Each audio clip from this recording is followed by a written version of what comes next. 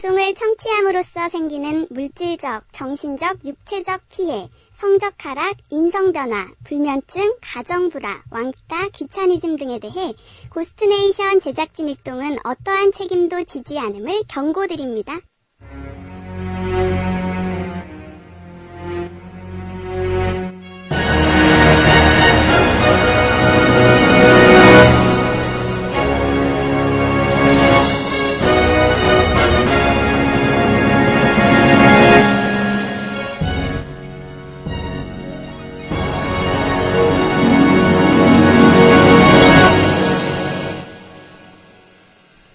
네, 어서들 오세요. 잘들 찾아오고 계십니까?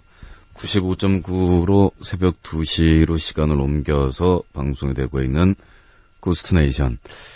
이사 다니는 것도 여러 번 이사를 다니다 보면 짐 싸는 것도 굉장히 빨라지고 짐 정리하는 것도 빨라지며 또 이런 것도 깨닫게 됩니다. 어차피 내가 여기 있다가 다음번에 이사를 갈 때까지 이 물건들은 그다지 쓸 것 같지 않은데 그렇다면 사실은 버려도 그만이고 또 버리지는 않는다고 쳐도 엔간하면 짐 풀고 정리하고 이럴 필요 없이 구석에다가 처박아놔도 아무런 상관이 없는 물건이다. 그런데 이제 그걸 못 견디하는 분들이 계십니다. 성격상. 그래서 집에 있는 모든 물건을 쫙 다시 포장을 풀어서 정리를 하고 놔두고 그런 다음에 이사를 갈 때 다시 또 포장을 할 값이 있더라도 그거를 꼭 정리를 해야 된다는 그런 분들이에요. 집에 우물에서 석유가 나오는 그런 분들이죠. 그 표현이 그렇잖아요. 다시 포장하는 값이 있더라도 돈 든다는 얘기죠. 시간이고 돈이고 노력이고 돈이니까. 그럼 여기 이러고 있다가 곧 또 어디로 이사 갈 거냐고요? 모르죠. 그건 누가 알겠노? 생뚱맞게 웬 크리스마스야. 이번에도 역시 알로 먹었구나. 그래도 마지막 방송인데 알로 먹는 건 심하지 않아? 네네, 마지막 1시 방송까지 땡땡이. 내일부터는 정말 깨서 듣기 힘든데. 네, 이런 1시에서 3시까지 2시간 방송의 마지막 방송을 지난 크리스마스 날에 재방송을 했다라는 이유로 이런 식으로들 표현하시네요. 서운합니다. 제가 그 앞에 그렇게 장황하게 설명을 했는데 그 방송 만드느라 굉장히 많은 노력이 들었고 앞으로 1시간 방송을 하게 되면 그걸 다시 재방송을 내보낼 수는 없으니까 마지막 시간에 한번 기념하여 보내드렸다. 왜냐하면 MBC에서 1년 반 동안 고스트네이션으로 프로그램을 바꿔서 진행을 하면서는 저한테는 가장 기억에 남는 방송이 그거였거든요. 솔직히 불자 1시간으로 줄어들면은 그걸 못 써먹잖아요. 그렇게 애써가지고 만들었으면은 한 번쯤 써먹고 저도 좀 놀아야죠. 40시간 걸려가지고 만들었으면 최소한 2시간, 2시간씩 4시간 정도는 방송이 돼줘야 타산이 10분의 1은 나와야 될 거 아니냐고요. 짠짠짠짠짠짠짠짠 그렇다는 이야기고요. 어딨더라. 무엇이 이 소녀를 이렇게 만들었을까? 이제 15살 중학생인 소녀가 아버지를 죽인 존속살인을 저질렀어. 술만 먹으면 소녀에게 또 할아버지 할머니에게 폭력을 휘두르는 아버지 아래 자란 소녀. 매번 폭력에 시달리면서 아버지가 술 먹고 들어오시는지를 매일 체크하던 소녀. 4살 때 아버지에게 세탁기에 넣어 돌려져 죽을 뻔했다는 이 소녀. 법과 사회는 이 소녀를 지켜주지 못했고 소녀는 아버지의 폭력에 떨면서 살아야 했어. 법에 보호받지 못한 한 소녀는 이제 법의 잣대에 처벌을 받아야 돼. 참 아이러니하다는 생각이 들어. 법의 보호는 받지 못하면서 법의 처벌은 받는다니. 네이버에 뜬 아이의 일기야. 내가 지금까지 이 다이어리에 어떤 내용을 썼는지 한 번씩 다 읽어봤다. 참나, 나도 한심한 것 같다. 내가 아빠를 어떻게 생각했는지 알 것 같다. 아빠를 아주 많이 싫어했던 것이다. 이러면 안 되는데. 오늘부터 아빠가 술 끊는다고 했다. 행동으로 봐야 할 것 같다. 말로만 하면 무슨 소용인가. 왜 이리 학원에 가기가 싫지? 푹 쉬고 싶어. 수학 영어가 제일 하기 싫어. 휴, 난 정말 나쁜 애인가 보다. 오늘은 힘든 날이었다. 지금 시간 10시 15분. 아빠가 술 먹고 주정했다. 우리 아빠는 술만 안 먹으면 술 먹어서 그게 밉다. 우리 불쌍한 아빠. 하여튼 오늘은 왠지 견디기 힘든 날이었다. 무엇 때문에 견디기 힘든지 그걸 모르겠다. 휴, 난 너무 바보 같다. 이제 밥 비벼서 우리 예쁜 할머니가 준다고 했다. 좋아, 이제 신경 쓰기 싫어서 그만 쓴다. 오늘 날씨도 나쁜데 아빠는 고기 잡으러 갔다. 고생하시겠다. 근데 아빠가 없으니까 너무 좋다. 너무 마음이 놓이고 좋다. 언제나 이랬으면 좋겠다. 아빠는 배 안 가는 날엔 매일 술 먹는다. 술이 맛있나? 이해가 안 가. 그걸 못 끊어?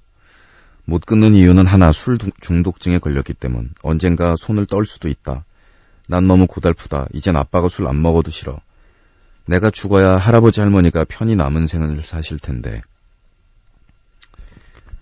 네, 물론 손녀딸이 죽는다고 할머니 할아버지가 편히 남은 생을 사시겠어요. 어떻게 보면은 반대의 상황이 벌어지겠죠.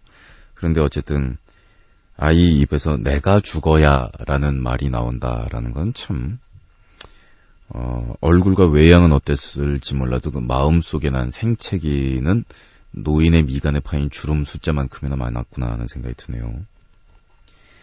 술만 먹으면 자신에게 폭력을 휘두르는 아버지를 미워하면서도 그러한 자신을 반성하고 한편으로는 아버지를 불쌍히 여기며 사랑하는 이 소녀에게 법은 뭘까? 이미 소녀는 법의 판단이 어떻게 되든 자신의 아버지를 죽였다는 죄책감에 평생을 시달려야 할 거야. 지극히 감정적인 생각이지만 법에게 아무런 보호를 받지 못한 이 아이를 법이 다스릴 수 있을까?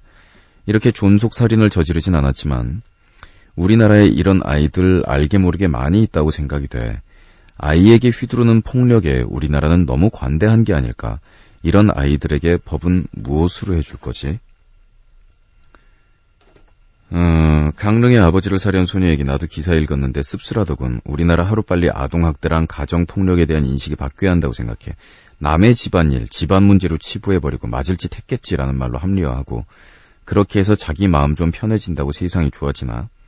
그 아이가 존속살해라는 죄를 저지를 수밖에 없는 상황에 갈 때까지 우린 뭘 하고 있었는데 도대체 누가 그 아이에게 모든 죄를 뒤집어 씌울 수 있는 건데 내가 좀 아동학대, 가정폭력, 성범죄 등등의 얘기에 아주 민감한 편이라서 오버한다고 생각하는 사람들도 있겠지만 누가 무슨 권리로 사람이 다른 사람한테 폭력을 행사하는 건데 그리고 그 아이가 저지른 일이 살인이라는 범죄에는 틀림없지만 그 애는 피해자라고 더 이상 사람들이 피해자한테 돌을 던지지 않았으면 좋겠다.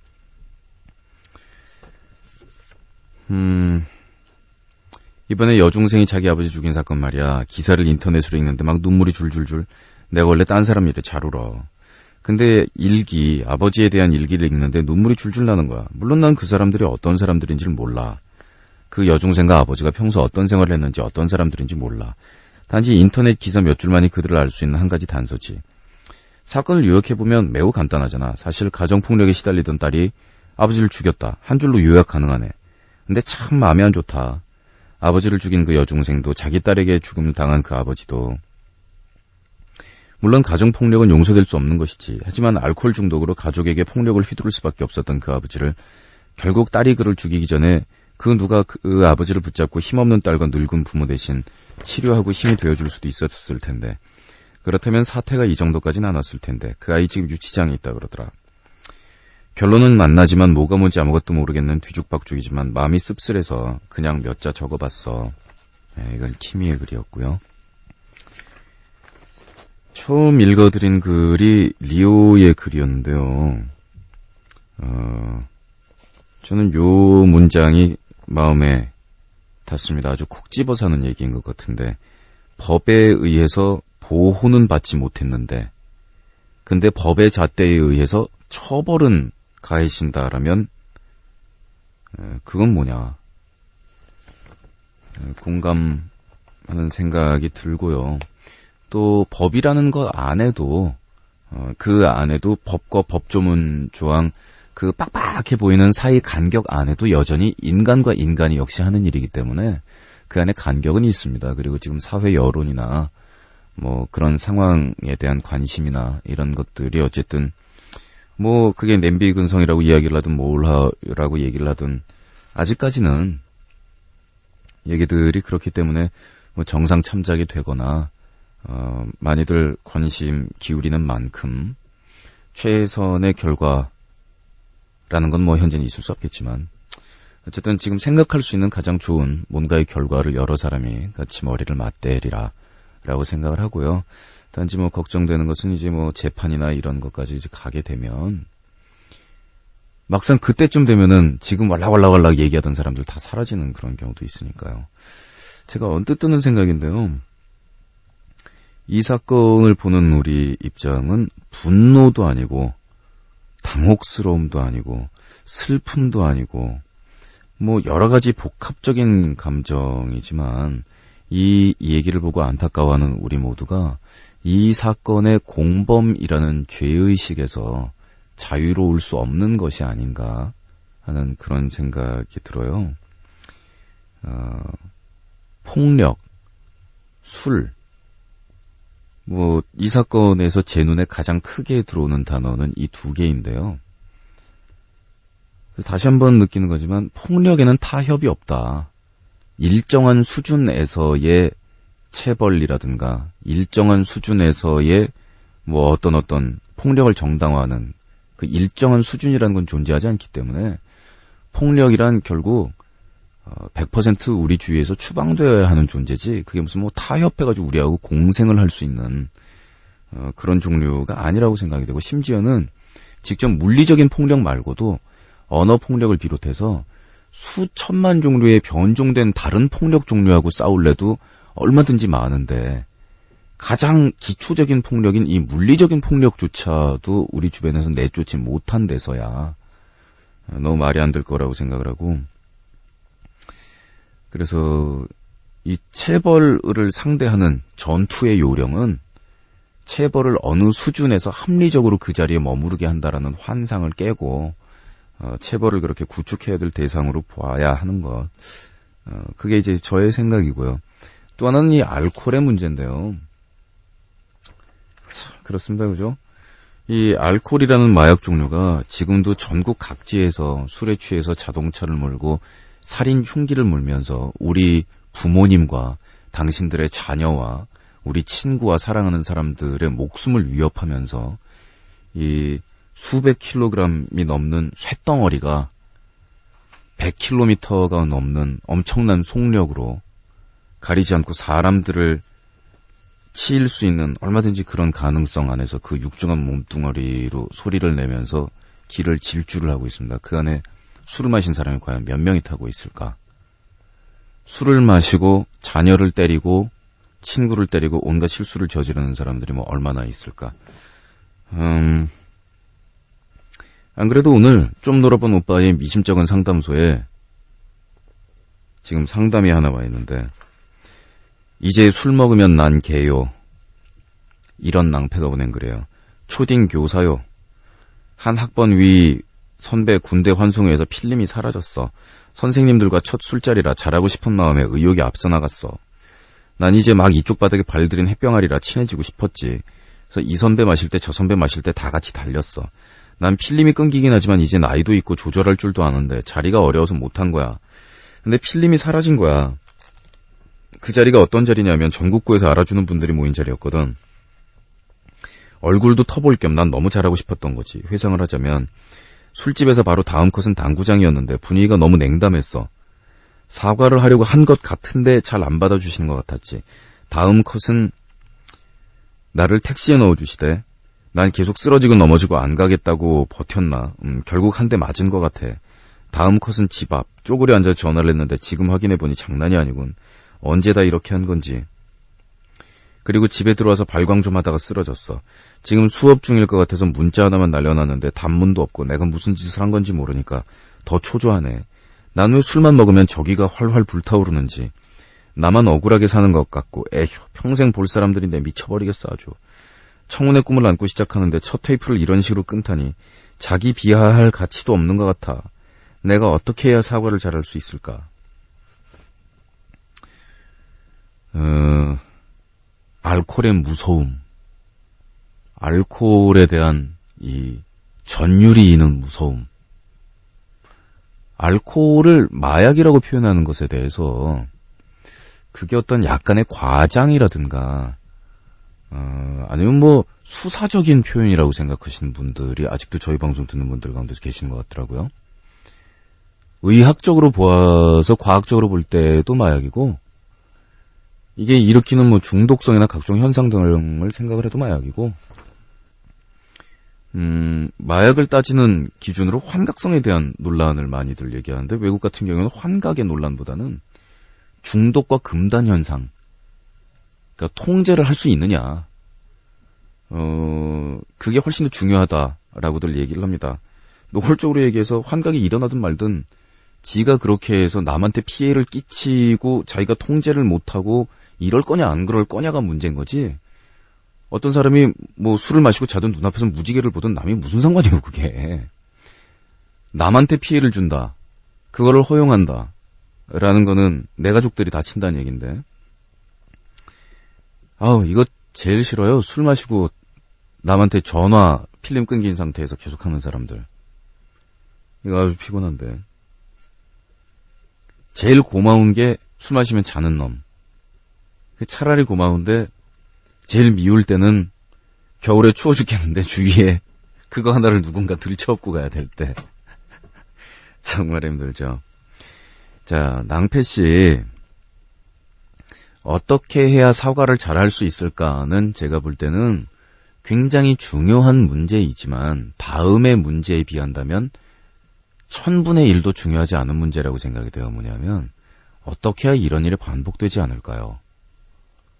그게 제일 중요한 문제고 그 다음에 다른 사람들이 어떻게 생각을 할까, 어떻게 해야 사과를 잘할 수 있을까라는 거는 내가 어떻게 하면 술을 먹고 필름이 끊기는 이런 일을 다시 반복하지 않을까라는 중요성에 비한다면은 10,000분의 1도 안 중요한 일 아니에요. 술을 끊으시죠. 술을 끊든가 아니면은 더군다나 학생들 가르치는 선생님인데 전 선생님이 공인이라고 생각합니다. 연예인은 공인 부류에 들어갈 자격이 없는 사람들이고 공인이란 사회가 맡긴 사회 전체를 위한 그런 임무를 맡고 있는 사람들이 공인의 정의 중에서 하나인데 중학생, 고등학생 교사보다 더 중요한 게 사실은 초등학교 교사 아니에요. 인생 전체를 지배하는데. 그러면 공인이세요. 초등학교 선생님이면. 국가적으로 보아서 중요한 지위에 있는 사람들이 초등학교 선생님들. 초등학교 선생님 가운데서는 저도 좋은 기억을 가지고 있는 사람들이 있고 증오심을 가지고 있는 그런 사람들이 있는데 저는 제가 감히 여러분들께 말씀드리는데 제가 초등학교에서 고등학교를 졸업할 때까지의 선생님들 가운데서 마음속으로 살의라는 살벌한 단어를 떠올리게 하는 선생님이 내 마음속에 있는 게 제 잘못인가요? 제가 피해자 아닌가요? 아니 제가 무슨 정상적인 사람이라고 얘기할 수는 없군요 제가 그다지. 예, 좀 그렇게 호소를 해보려고 그랬는데 좀 이상하긴 하죠 제가. 아니 근데 애가 애 때도 이상했구나. 근데 애가 지금까지도 그런 기억으로 어떤 선생님 떠올리고 있다 그러면은 애 잘못이겠어요, 그죠? 평생을 지배한다고요, 초등학교 선생님의 이미지가. 이게 무슨 꼴이에요. 진짜 제가 비록 몇 주 전에 음주 특집 방송 해놓고서 정말 이 술, 마약인 이 술, 이 알코올하고 반알코올 캠페인 해놓고 다음 주도 아니고 바로 다음날 홍대 앞에서 필름 끊겨가지고 막 택시 아저씨한테 막 우리 집 지하 주차장에다 주차를 해야 된다고 주장을 하지 않나. 자. 안 마시는 게 가장 나은 방법인 것 같고요. 그리고 이 문장이 핵심인 것 같아요. 나 필름이 끊기긴 하지만 이제 나이도 있고 조절할 줄 아는데 제가 알기로는 이거 불가능한 것으로 알고 있거든요. 그리고 필름 끊기는 패턴을 가지고 있는 사람들은 이 패턴과의 싸움이기 때문에 이거 반복됩니다. 드시지 마세요. 쉬워요. 간암이라 그러세요. 진짜 간단해요. 주위 사람들한테 소문을 내시고 그게 왜냐면 주위 사람들 위하고 자기도 위하는 길이거든요. 결론적으로는. 그리고 정말 그 얘기 때문에 마음 아파할 사람들한테는 사실은 그러고 좀 짜세요. 부모님하고. 그 다음에 암이라 그러면 또 너무들 그러니까 한 3년 뒤에 전화해가지고 왜 아직도 살아있냐고 막 이런 경우가 생길 수 있으니까 간경화. 그건 심각한 거거든요. 지방간 간염 이런 종류하고도 달라요. 간경화는. 그건 정말 마지막 직전인 거거든요. 나 간경화다. 살인이다. 나한테 술을 먹이려고 그러는 건. 이러고서 직장에다 그걸 공표를 하시고요. 아예.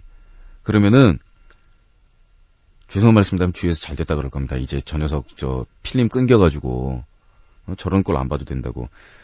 필름이 끊긴 다음에 왜 술만 먹으면 적개심이 활활 불타느냐. 이건 무조건 끊어야 돼요. 술.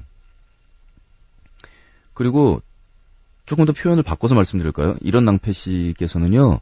술을 드실 권리가 없으세요. 그러니까 자기가 술을 마시면 남들한테 적개심을 표출하는 패턴이 일어난다는 걸 알고도 마신다면 잡아 가둬도 할 말이 없는 거고 자유를 박탈당해도 상관이 없는 거고 남한테 적개심을 쏟아붓는 패턴이 술을 마신 다음에 나타난다는 걸 본인이 알면서 마시는 사람이 어디 있어요. 같이 필름이 끊겨도 당신하고 나는 차원이 달라. 예, 사실 이게 제일 나쁜 겁니다. 필름이 끊기는 거 안에서 무슨 이 단계가 있다라고 주장하는 것, 종류가 있다라고 주장하는 것 다 똑같은 놈들입니다. 다 마시면 안 돼요. 저 끊을 거예요. 이번에 담배도 끊고 술도 끊고 교회도 나갈 거예요. 자, 그러니까 들어보시라고요. 적개심 패턴이 나타나면 하여간 드실 권리가 없고요. 예, 너무 제가 좀 흥분해서 얘기한 것 같으나 그런 의도도 좀 있어요. 확 겁줘서 끊게 해야겠다. 이거보다 더 큰 낭패 보시기 전에 끊으시고 그리고 주위에다가 가장 잘 할 수 있는 사과, 가장 정중한 사과는 허리를 180도로 굽히는 것이 아니고 무슨 옛날에 오랑캐 풍습으로 절할 때 보면은 몸에 9군데를 땅에다가 붙이고 머리를 3번 부딪혀서 소리를 나게 한 3종구배 이렇게 한다고 해서 사과가 되는 게 아니고 제가 볼 땐 주위 사람들한테는 짤막하게 사과가 될 거예요. 술 끊었습니다. 내가 한 실수를 100% 인정하고 100% 반성하는 가장 최고의 사과는 저 아예 술을 끊었습니다. 그만큼 처절하게 반성한다는 뜻이죠. 그리고 술 말고도 재밌는 거 많아요. 참. 제가 지난번에 필름 끊긴 그 필름들을 주위 사람들을 동원해서 추국격을 해본 결과 저의 알리바이는 뭐로 밝혀졌냐면 감잣집에서 제가 알고 있는 웃긴 얘기 스토리 연결해가지고 옆 사람들한테 다 얘기해주고 화장실 갔다 오니 옆자리 모르는 사람들하고 사귀어서 떠들고 있더랬는데요. 그 다음에 또 어디 클럽을 한 군데 더 가자 그래서 재롱 떨고 이렇게 좀 해실해실 웃으면서 사람들하고 놀고 다니는 모양이에요. 제가 저지를 실수의 한 가지 가능성은 너무 귀여워서 납치당할 가능성 이런 거밖에 없는 거거든요. 진지한 얘기를 시작했다가 분위기 조금 너무 많이 이상해졌습니다만은 하여간 아까 그 여중생 아버지 지금 존속살해 사건 원래 나왔던 얘기로 돌아가면은요 알코올에 대해서 폭력에 대해서 우리 사회의 총체적인 합의가 아직 이루어지지 않았다고 봅니다. 폭력이라는 것에 대해서 어떻게 대할 것이냐. 그리고 남의 집 자식이고 그 집 부모인데 그 집 부모가 아이를 때리는 것을 들었다 혹은 봤다라고 할 경우에 이웃에서 그걸 간섭할 권리가 있느냐 없느냐. 이거에 대한 확실한 사회적인 합의와 교육이 이루어지지 않고 있는 거 아닌가요, 우리? 거기에 대해서 온 사회가 동감하고 이거다! 라고 생각하는 결론이 안 나 있지 않나요? 근데 그 안 나 있는 상태에서 살았기 때문에 우리는 그게 좀 애매하다라고 생각하는데 그 결론이 나 있는 사회에서는 이론의 여지 없는 결론이 있는 거지 거기에 대해서 무슨 토론을 얼어 죽을 토론이냐라고 생각을 하더라고요. 가령 예를 들어서 뭐 서구 세계들의 대부분의 나라는 옆집에서 아이가 매질을 당해서 우는 듯한 소리가 났다라면 당연히 옆집에서 간섭할 권리가 있는 게 아니라 의무라고 믿죠. 그 사회를 지탱하는 기본 틀이라고 보는 것이고, 그리고 그 아저씨 무슨 일입니까가 아니고 당장 경찰을 불러버리죠. 그 집 부모를 범죄자로 보고 그 순간 부모로서의 자격을 상실했다라고 보는 거죠, 아예. 그래서 네 자식 내 자식을 가리지 않는 풍토가 맞는 거 아니겠느냐. 누군가가 폭력에 의해서 신음하고 있다면 내 자식이라도 남들이 지적할 수 있는 거고 남의 자식이라도 내가 걔를 구하러 갈 수 있는 거고 그건 다 똑같다 100%. 내 자식은 내가 안 때리고 기르지만 남의 자식 남이 때리는 거에 대해서 내가 뭐라 할 수 있겠노?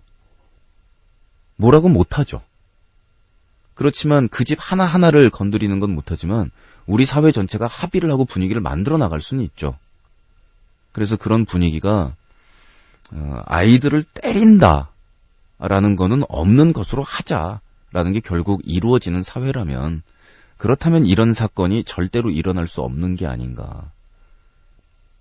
뭐 술과 폭력과 아직까지 갈 길이 참 멉니다. 근데 이런 데 대한 합의를 이루고 이야기를 하고 그리고 아니 자기 자식을 잘 되라고 부모가 때리는데 안 때렸다가 애가 잘못되면 책임질 거야? 라는 논지를 가지신 분들은 나이 드신 분들만 있는 게 아니고 젊은 분들 사이에서도 그런 생각을 가지신 분들은 분명히 있어요.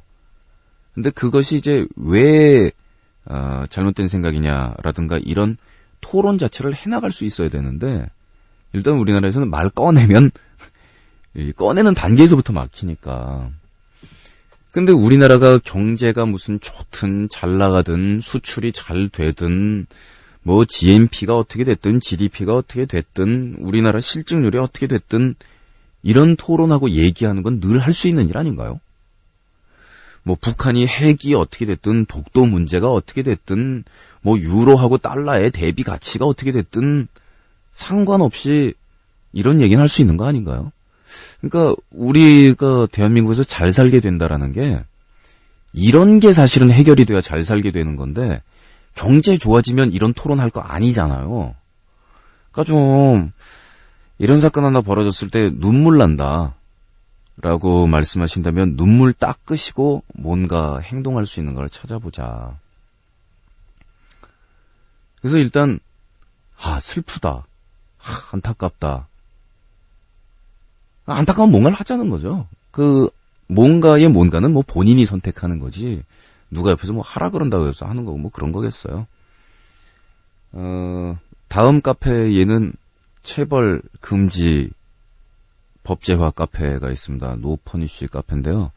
저는 요즘 그 카페 발전을 해서 저는 못 들락거리고 있지만 많이들 모이셔서 그건 교육 현장에서의 체벌을 완전히 법적으로 금지하자라는 카페고요.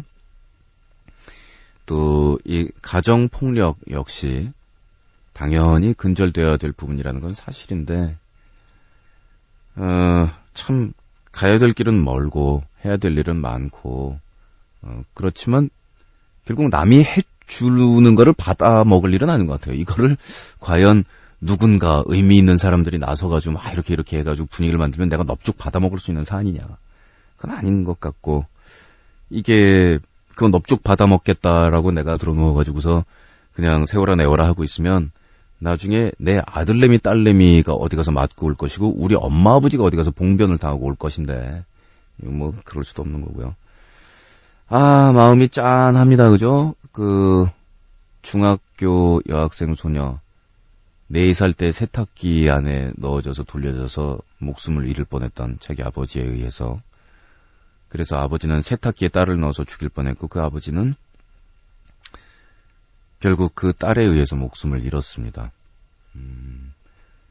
분명히 덩치와 주민등록상의 나이로는 어른이었으되 어른의 행동과 사고를 갖지 못했던 그분, 또 분명히 호적상에는 버젓이 자신의 딸의 이름이 올라가 있는 가장이었으되 아버지라 불리울 만한 자격이 없었던 그분, 역시도 불행한 삶이 아니었겠나.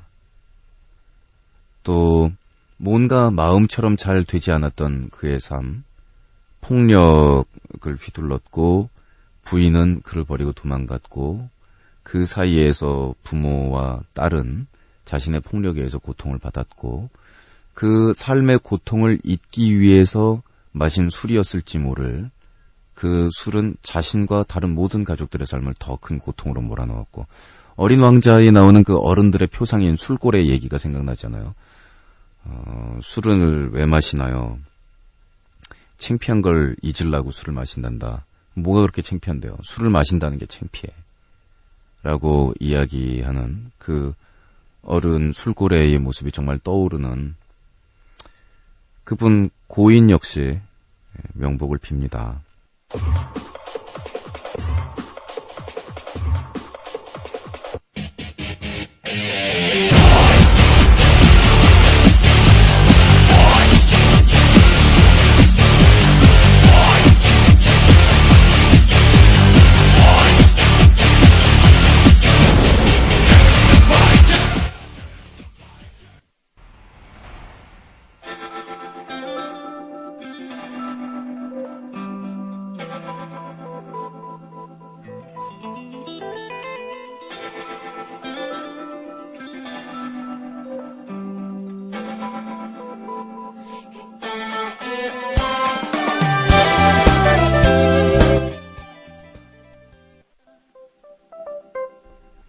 마왕 형님 정말 머리 부서지겠다. 예. 좀 전까지 우리 머리 부서진 얘기 했는데 좀 놀아본 오빠의 미심쩍은 상담소 리틀 플레이드 브라더스 언빌리버블 카운셀링 오피스. 근데 프로그램 제목이라고는 평생 얘기도 안 하는 프로그램이 이거를 코너랍시고 얘기를 하면은 이 방송 이름 자체가 좀 놀아본 오빠의 미심쩍은 상담소인 줄 알 거예요. 이름 바꿀까? 쪼모미 오미상 놀미상. 모르겠다. 난 대졸의 28살의 직장인이다. 이제 곧 결혼도 해야 하고 취업도 생각하면 깝깝하다. 근데 요새 내가 오토바이를 너무 좋아하는데 여자친구가 그만 타라고 난리다. 사실 1년 전에 220km 달리다가 전치 18주 동안 병원에 있었거든. 재활 훈련까지 합하면 8개월 가까이 있었다. 장애가 없는 것도 기적이라고 의사 선생님이 말씀을 하시더군. 그 이후로 여자친구는 오토바이인지 나인지 둘 중 하나를 결정하라고 계속 재촉을 해. 얘의 눈망울을 보면 당연히 여자친구를 선택해야 하겠지만 오토바이는 내 인생에서 중요한 일부분이거든. 요즘 이 문제 때문에 정말 우리 둘 사이가 위기야. 결혼 문제도 다시 생각해보자고 하더군. 항상 사고 때문에 마음을 졸이면서 살 순 없다고 하네. 아무리 이해를 시키려고 해도 안전운전을 한다고 해도 씨알도 안 먹히고 난 여자친구도 정말 사랑하고 오토바이도 사랑하는데 마왕 난 정말 심각해. 스트레스 너무 받고 있다. 여자친구와 오토바이 이 둘을 다 잡을 방법은 없을까? 여자친구를 오토바이에 태우고 바람 맞으며 여행을 떠나는 게 내 자그마한 소원인데 항상 방송만 듣다 너무 갑갑해서 글을 써봤어. 감기 조심해. 여자친구와 그리고 이 림프군과 오토바이 이 셋의 삼각관계의 문제예요. 세 사람은 아니고 두 사람과 하나의 그러니까 물건은 아니니까요. 이건 단순하게 오토바이라는 게 있어서 이게 다른 사람한테는 물건이지만 림프군한테는 단순한 물건은 아니에요. 인정은 해요. 그쵸? 분명히 단순한 물건 이상의 그 무엇입니다. 저는 오토바이를 타지는 않지만 그 심정이 뭔지는 기타와 저와의 관계를 통해서 알 것 같기는 해요. 신체의 일부분, 크롬제 금속과 그리고 강렬한 힘을 전해주는 그 뜨거운 열기를 뿜어내는 엔진과 플라스틱과 금속으로 이루어진 내 자아의 확장인 오토바이. 옛날에 저 초원을 달리던 몽골 기병과 말과의 관계 그 이상이라고 할 수 있는 때로는 연인이자 자신의 분신이자 자기의 자아의 확장이기도 한 그 오토바이. 그 시동을 걸고 그 위에 올라타서 진동이 부릉부릉 정해지면 그 인간이라는 생명체로 직립보행을 하고 손 2개에 발 2개에 그래서 80cm가 몇 cm인가를 야생동물이 그 사이즈보다 더 큰 거는 인간이 절대로 맨손으로 싸워서 이길 수가 없다고 하던가요. 예, 그런 살쾡이류의 맹수한테도 목숨을 잃어야 하는 허약한 생물인 이 인간이 기계로 되어 있는 말인 이 오토바이에 타고 시동을 거는 순간 지상에서 가장 강력한 빠른 생명체가 돼서 치타 이상의 속도를 내고 말 이상의 거리를 달리며 엄청난 힘을 가지고 대지위를 질주하게 되겠죠. 당신에게 있어서 이 오토바이가 그러한 존재일 것이다 라는 거는 어렴풋이 짐작이 갑니다. 그렇다면은요, 이것은 저에게 상담하실 것이 아니라 두 사람과 이 하나가 상의해 볼 일이 아닌가. 오토바이하고는 상의해 보셨어요? 정작 저보다는 이 당사자 이 셋이 합의를 해야 되니까 오토바이한테 한번 물어보세요. 어떻게 해야 되겠냐고. 지금 여자친구가 걱정 굉장히 많이 하고, 그리고 24시간 365일, 당신이 365일 중에 단 하루만 오토바이를 타도, 혹은 오토바이에 관심이 쭉 있다는 것을 알아도 그것만으로도 불안하고 괴로울 것이고, 그리고 우리나라 도로 사정하고 운전자들 습성하고 다 아시잖아요. 당신이 아무리 안전운전을 약속을 해도 또 속도를 즐기지 않아도 우리나라에서는 방어운전 개념이라 내가 아무리 잘해도 남이 와서 들이박아버리면 끝나는데, 남이 와서 들이박은 걸 가지고서 이제 당신이 잘못했지, 분명히 잘못한 거지, 완전 100% 99대 1도 아니고 100% 제가 잘못했습니다. 그렇지, 잘못했잖아, 봤지, 인정받았잖아 라고 하면 뭐합니까? 사람 죽었는데. 그런 상황이잖아요. 우리나라의 교통하고 이런 것들은. 그런 상황에서 여자친구의 고충, 그거는 그러니까 오토바이하고 상의를 하시는 수밖에 없대도요. 얘기해보세요. 오토바이 붙들고 껴안고 이렇게 볼 부비면서 얘기해보세요. 그러면은 오토바이가 아마 여자친구만큼 뜨거운 눈물을 엔진 뚜껑 쪽에서 흘릴지 몰라요. 헤드라이트에서 흘리든가. 그리고 너를 앞으로 못할 거다.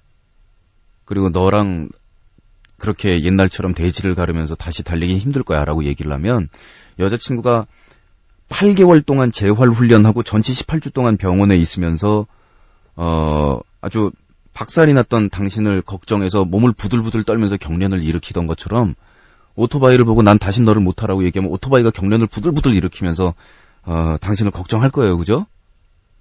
헤어지기 싫어가지고 오토바이가 부들부들 경련을 일으킬 것이고, 그리고 오토바이한테 나는 정말 내 여자친구도 사랑하고 너도 사랑한다 라고 얘기를 해보세요. 그런 다음에 오토바이라고 생각이 되시면 오토바이랑 사세요. 여자친구를 포기하고. 그러면 오토바이가 나중에 당신의 얼굴을 닮은 분신을 낳아줄 거예요. 백이관 쪽에서, 마후라 쪽에서 당신이랑 쏙 닮은 애가 하나 나와가지고 아빠 하고 오토바이가 애를 낳아줄 거예요. 그리고 직장 가가지고서 일을 하다가 딱 이렇게 참 내가 사는 의미가 뭔가, 때로는 내가 가졌던 청운의 꿈, 또 내가 아직 포기하지 못한 내 꿈, 내 인생, 내가 해야 될 일, 이런 것들을 생각하면 머릿속에 희미하게 오토바이가 떠오르면서 자기야 힘내 그러면서 오토바이가 부릉 부릉 이렇게 사랑해라고 얘기를 할 거예요. 그죠? 그렇다면 누군가를 택해야 되느냐라는 건 자명하지 않습니까? 고민할 이유가 없지 않습니까? 네, 오토바이하고 상의를 하시면 모든 답이 해결이 나옵니다. 오토바이하고 충분히 얘기를 나누세요. 축하합니다. 오토바이하고 결혼하실 때는 축가를 제가 뭘 불러드릴까요? 선물로는 제가 윤활유나 이런 거, 냉각제 같은 거 좀 사가지고 가겠습니다. 오토바이하고 잘 사시고요. 별걸 가지고 상담이랍시고 다 얘기를 하네. 네, 림프씨. 알아. 무슨 마음인지 알아. 자, 결혼이라는 게 뭔지, 누군가를 사랑한다라는 게 뭔지 생각을 해보세요. 세상에 공짜로 주어지는 건 없어요. 지금 무슨 매매혼이 아니니까 당신이 결혼하면서 당신 여자친구를 돈으로 주고 무슨 뒷장공으로 사는 건 아닌데, 그래도 모든 가족을 위험에 빠뜨릴 수 있고 순식간에 당신이 부양할 부인과 자녀들을 과부와 고아로 만들 수 있는 그러한 것들은 결혼이라는 문턱을 넘을 때 온전한 결혼 생활을 위한 제물로 바치는 것이, 예, 당신이 믿으시는 신의 이름이 무엇이든 간에 그 신이 기쁘게 받아들일, 또 당신들의 결혼을 축복해줄 그런 제물이라고 봅니다. 그 오토바이 무척 아끼시는 거 알겠는데, 온전한 결혼 생활과 안전을 위해서 그거 제물로 바칠 정도 된다라고 생각하지 않으세요? 아니, 그리고 사고 한 번도 안 났던 분들은 우길 수도 있어요. 생각보다 오토바이 안전해요. 근데 운전도 한 번 사고 나서 쿵 하고 박았던 분들은 그다음부터 겁이 나서 운전 못하는 경우 많고, 저도 사고랍시고 났던 게 빽 하다가 한번 부딪혔던 건데, 뒤쪽으로. 그래서 지금도 뒤로 갈 때는 벌벌벌벌 매요. 인간의 마음속엔 근원적인 공포가 남아요. 그러니까 당신 여자친구는 전치 18주에 재활훈련 8개월 당신 거 다치는 걸 봤으면은 지금 그 공포가 완전히, 그게 우리 사람 눈에 안 보여서 그렇지 마음속에서 그 공포가 흉측한 가시나무 가지처럼 덩굴로 뻗어나와서 당신 여자친구를 칭칭 감고 졸라서 마음에서 피가 질질질질 나고 있어요. 철딱선이 없는 당신은 지금 그러고 나서도 오토바이 다시 탄다고, 예? 바람 들어가서 아직도 그러고 있지만, 당신은 상처가 다 붓고 피가 말랐는지 모르지만 여자친구는 아직도 아파서 마음에서 피가 질질질 나고 있어요. 그러면 사고 안 났었으면 몰라도 사고 한 번 냈으면 그만해야지 이제. 아니 뭐 오토바이 동호회를 하시는 분들이나 다른 분들 평생 오토바이를 타시거나 말거나, 그분들은 제가 입장 인정한단 말입니다. 사고 안 냈으니까. 사고 냈으면 그만하라고요, 좀. 나머지 시간 동안에는 음악 한 두세 곡 나갈 수 있게 하는데요. 제가 달려라 달려 오토바이 분위기로 노래 보내드릴 테니까 대신 그거 듣고 아니야 이러면 안 돼. 대리 해소가 아니야, 이 경우에는. 전혀 딴 방향으로 가야지. 그냥 통째로 까먹으세요. 그게 나을 것 같아요.